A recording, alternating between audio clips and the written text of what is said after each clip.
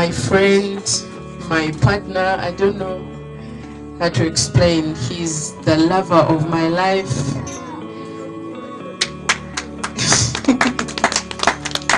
And I'd like to introduce him. His name is Joel Atiku Okuyo Prince.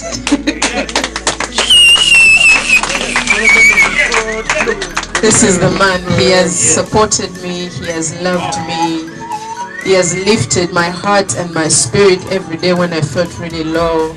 He has, in every bit of my life, he has brought me closer to God and brought me closer to everything that matters. So I hope that you welcome him and love him like your son from this day forward. Too much, get tripped. Stammiaka, record breaker. Enyambala y'engoye ng'ekyo. Inokukyuka. Inokyuka mu yes. Twava kukyala tulinze okwanja tetukulaba naye tulaba engoye engoye zikyuse. Tukutegeka okwanjula buli kimu twagakikola bulungi. Yes. Kati singa ebivulu babita essaawa zino onoosobola okukubira mu buli bubikini bwe. Nedda. Kati no, so I'm going to take a little bit of a break. Yes, to go the family way katini, and then jakudanga wa mchimanya always bounce back. So the little break you're going to try, does it notify us? Yes, it does. Take a clue, dice. So you're telling the word is Sirugambo, into baby girl. Sirugambo, it's happening, and so I don't want to find out if it's a boy or girl until it's ready. You know, I want the surprise. Njagala, yes. And also mbasiche njagala okubesingirako ennyo kitegeera because it's a personal thing. It's for me and Prince Faye. You know, we're having a baby, but not like Uganda is having a baby, you know, eh?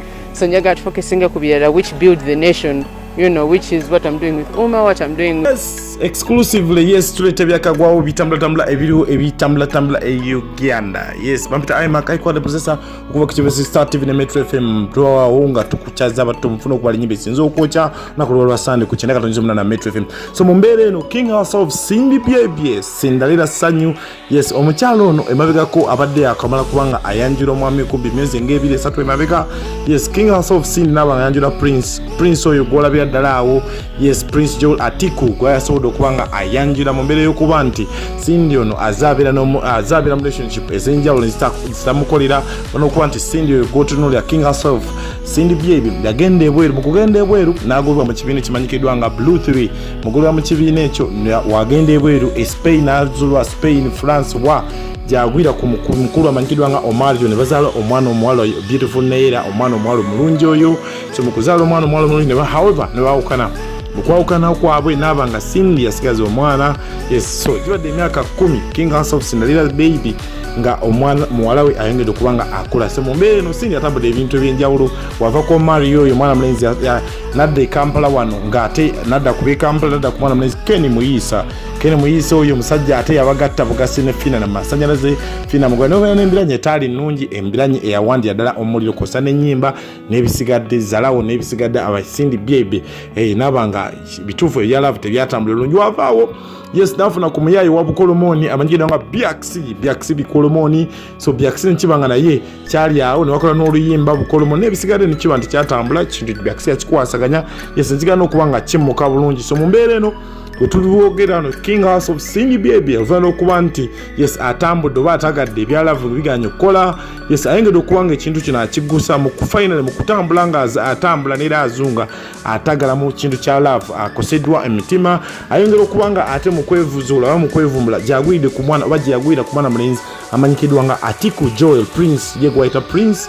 Omusajja ono muzajja w'ebina Uganda basinkanya movie aba movie editing ne kazanya film ko kubasinkana mu movie eyo Cindy yazanya ngo omukyala w'ekyalo omukyala ku street n'ebisigadde gye bayitanga Bella n'omwami oyo ezimu ku movies ya featuring am. So Cindy bakwatagana ate ne kiba kivuga ku level eddako. So wetwogerera kati olwokuba nti omwami oyo Joel Atiku Prince yes yakifudde official yakifula official myezi ng'ebiri satu mabega agenda n'akyali omwana muwala Cindy Baby nayo banga n'ebintu yabitwalayo nga wolengera. So finally akoze Cindy Baby yes ekino okuba nti kisubirwa mu mukyala nti kasito yingire ddya kasoyingira amaka n'otugamba nti yes Cindy Baby agenze kufumba. So finally mu exclusive interviews zasobola okubanga tumulaba mu weekend eno ku mikutu gya TV egyenjawulo zasobola okubanga tambulako oba gye bamusangiriza ng'ava ku office ze eza Uma wali Uganda Music Association nga president oba president. Yes yasobola okubanga mu exclusive interview eyo akonfessinga nti yes ekintu kirabika nga kyatonyemu. Yes olubuto lulabika nga muganda wange ye tali sure yoba mwana mwaloba mulenzi nekyalina okukakasa nti she will bounce back after giving birth. Ajja kukkiriza endongo yaye wazaakomawo, always she has a comebacks. Yes so mu mbeera eno King House of Kongs kuba mwana mulenzi Joel.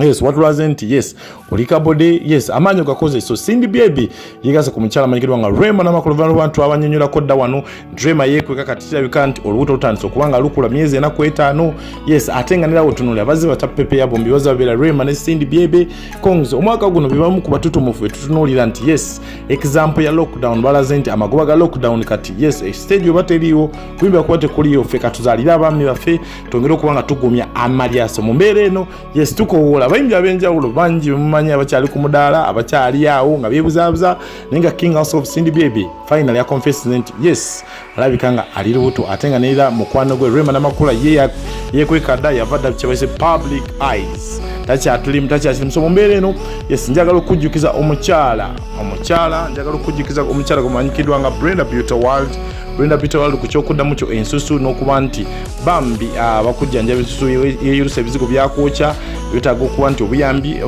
otereewo bulungi face ne skin okulighteninga mu skin oba okutereeza ebizigo byakwokya.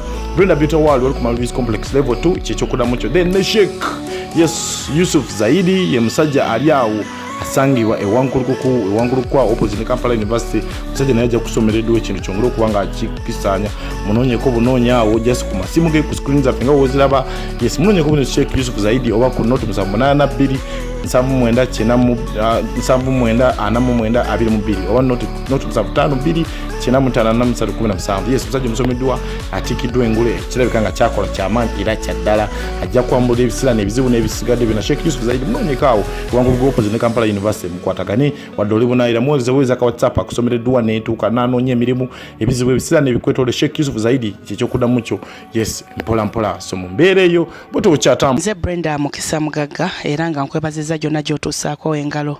Ndi mukugu wa nsusu wamu n'ebyendya nga nsangibwa ku Mabilis Complex ku Kampala Road okumpi ne City Square. Ebikolebwa ku Brenda's Beauty World tujjamu obukyafu mu mubiri, tusomesa abaana ab'obuwala emirimu gino, tutunda ebizigo ebirungi ate nga bya mulembe. Ebizigo ebiri ku Brenda's tebyerusa bantu, embalabe zikutawaanya, bizigo bikwokyezza, ebizigo bikooye naawe obulira weekooye okooye okubeera ku bunkenke.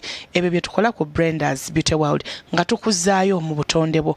Olususu walwonoona tokyafaananika, ffe ekyo kye tukola nga tukomyawo ku butonde bwo. Era nyongera okugamba nti oli mukyala oyina omugejjogejjo ogeza ebitategeerekeka ku Brenda's Beauty World tulina kye tuyita weight program. Onoonya kizigo kyakwesiiga, ebizigo byonna obitya, olowooza buli muntu yenna ayerusa. Nze mbagamba nti ku Brenda's tetwerusa bantu. Oyinza okuba nga obadde weeyerusizza, entumbwe ekubye obutolobojjo, engalo zoonoonese, engalo zizzeemu n'enkyakya, feesi eyonoonese, olususu lutandise okwefunya, lutandise okukaluba.